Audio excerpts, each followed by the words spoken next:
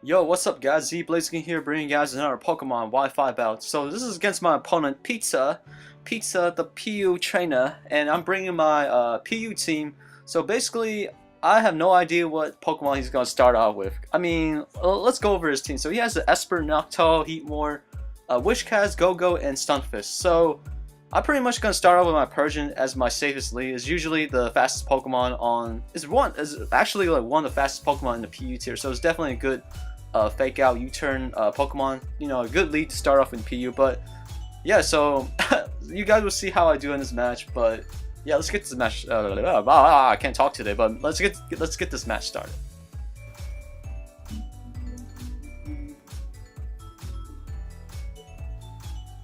Yo, so Pizza here is gonna issue a challenge as I send out my Persian as he sends out his mighty Stunfisk. So this is my first time facing a Stunfisk because I don't know what the Stunfisk can really do to me. So I'm just go for a safe fake out, get some chip damage on the Stunfisk as he does carry the leftovers, which is kind of annoying because it's pretty much like a defensive set, I believe. As I go for a U-turn, I don't know what the Stunfisk can do to me. So my safest switch would be just go to Parasect, my clicker here, and hopefully take whatever hit this guy can do to me. But he goes for Stealth Rocks. I was so close to clicking Taunt on my Persian. It's not even funny. That would definitely help me out throughout this match as he did get the rocks off. But yeah, unfortunately for me, I'm just gonna go for a knockoff here, and I guess he predicted me to go for like a Spore or something because Noctowl does have the Insomnia ability, which is pretty useful to a certain extent. But I'm gonna switch out because I was fearing the Air Slash because I did knocked off the Y lens. I guess maybe he wants a 100% accuracy Air Slash, and you know Parasect can't take flying moves any day of the year. But he's gonna go for a Nightshade here, while I go for a Choice Specs Analytic Psychic. And look at that, it does like 75% of his Noctowl. Knowing that, because if you guys don't know the power of Noctowl, you guys should try out because it can take Thunderbolts, it can take Ice Beams because it's so specially bulky. But unfortunately for me, my Crayola here is just gonna fall asleep, and I can't really just stay and just like let him do whatever he wants. So I'm gonna switch off to my Hugo, as he's a physical attacker.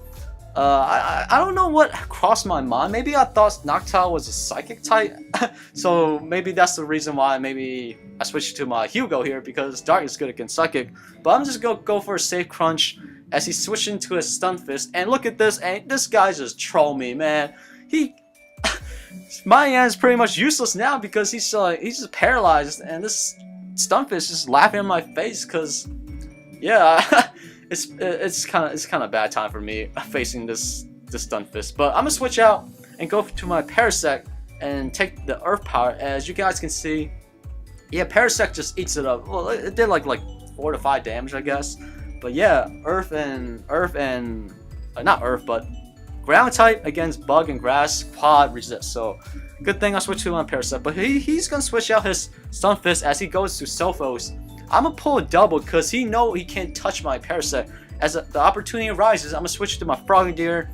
The reason why, because I want to get off a powerful Protean Ice Beam off on this Noctowl. And look at that damage. It should be enough to be like more than enough to be a 2-hit KO at this point. As he go for a Nightshade. Thankfully he didn't go for Hypnosis. Well, I mean, I guess he can't go for Hypnosis because you can only put one Pokemon to sleep because of the sleep cost. But I'm gonna go for a Surf. Maybe he'll switch out or something like that, but I was kind of fearing Surf would not kill because you know the power of Noctowl. It's so especially defensive. But I'm gonna switch out. For some reason, I always get the female and male Esper mixed up because I don't know which one's the more offensive set and which one is the more defensive set. Here, I kind of predicted him to be a defensive set because they usually want to run like T-Ways and stuff, but it looks like I'm facing the Esper, which is the female one, is the offensive stuff. So that's unfortunately for me, as he goes for another Signal Beam and taking out my Parasect, as I was going to go for a knockoff, but he got a crit on me, which kind of matter in the long run, as you guys will see later on.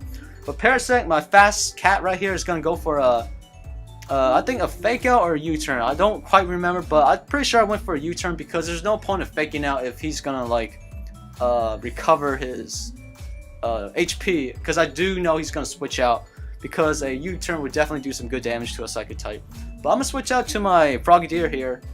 As you guys will remember, I was not sure if Stunfisk was an electric type or a ground type, but I'm going for a safe Surf. And this as you guys can see, it confirmed to me he is a ground type, and thankfully my Frogadier was able to take this Trollfish out the way for, you know, stopping my, you know, place. But I'm gonna switch out because Frogadier is slower than Esper, unfortunately, because I did kind of look it up during the middle of battle. As he goes for a Thunderbolt, and look at that damage, I should be able to live another one as he go for another Thunderbolt. And yeah, I'm hoping I'll wake up, but no, Crayola just want to, you know, oversleep and just sleep on the job and just get taken out by Thunderbolts. Man, I mean, it doesn't make sense, because if you, Pokemon is asleep and you just take damage from while you're sleeping, it doesn't make sense, because if you're asleep, I guess all your pain receptors get turned off or something. Like, attacks should wake you up, but I guess it's not the case in Pokemon world. But I'm gonna go for a Rapid Spin, getting these rocks away so my Frogadier can have like more safe switches against my, you know, against my opponent. But here I predict him to go for a Dragon Dance. I mean, why would you not go for a Dragon Dance if you're using Wish Cast and, you know, PU? But I'm going for a, I predicted that, and just go for a Clear Smog.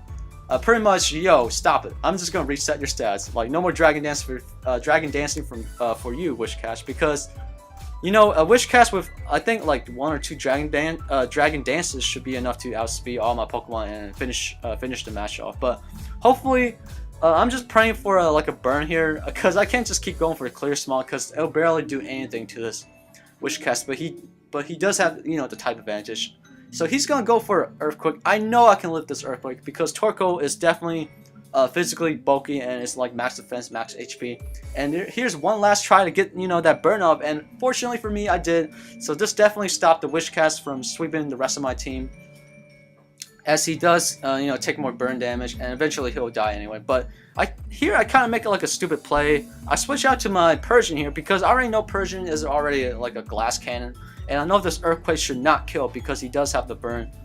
As I just go for a safe fake out because I do outspeed this Whiskers here. No, not outspeed, but I do have the priority. But thankfully the burn damage and the fake out damage should be enough to stop this Wish Cast from sweeping my team. Well, not sweep, but he's already burned, but you guys get what I mean. But he's going to switch out the Heatmore. I know these Heatmore carry Sucker Punch as I use one myself, so I'm going to predict that Sucker Punch and go out to my Torkoal here, potentially stopping him from Sucker Punching, I guess. But right here it goes for his Focus Blast, and, you know, he landed Focus Blast, which is unfortunate for me.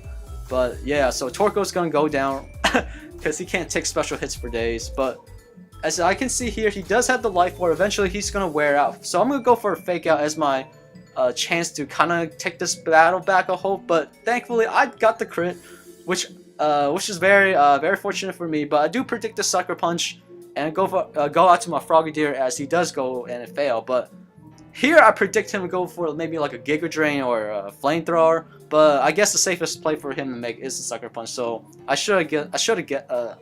can't talk today. I should have switched out so I can maybe like PP stall a Sucker Punch. But I'm gonna just go for a Fake Out, and thankfully this took out the Heatmore. And his last Pokemon is the Esper. Pretty much I know outspeed, so I might as well just go for a U-turn and hoping for a crit to take out his Esper. But he goes for a Shy Shock. Pretty much it's a Choice Scarfer. It's gonna outspeed my Persian. No wonder he was locked into that move. So yeah, that sucks for me. But as you guys remember earlier, if my Parasect had gotten the knockoff off, if he did not die to the crit signal beam, I would have knocked off his his Choice Scarf, so my Persian will be able to outspeed it. But yeah, so that crit kind of mattered. But also in the long run, the Behemoth had the chance to wake up and get off a Thunderbolt in the Esper, so it should be able to do some decent damage to the Esper. But unfortunately, he fell asleep on the job. So some luck kind of yeah, got some bad luck on my part anyway. But anyway, that was a good PU battle. It was definitely a fun battle with my opponent Pizza. And yeah, so I definitely want to show off more PU battles. It's definitely a fun tier to play. And yeah, that's pretty much all I have to say for this battle. So I'll catch you guys later in the next Wi-Fi battle. Alright, peace out, guys.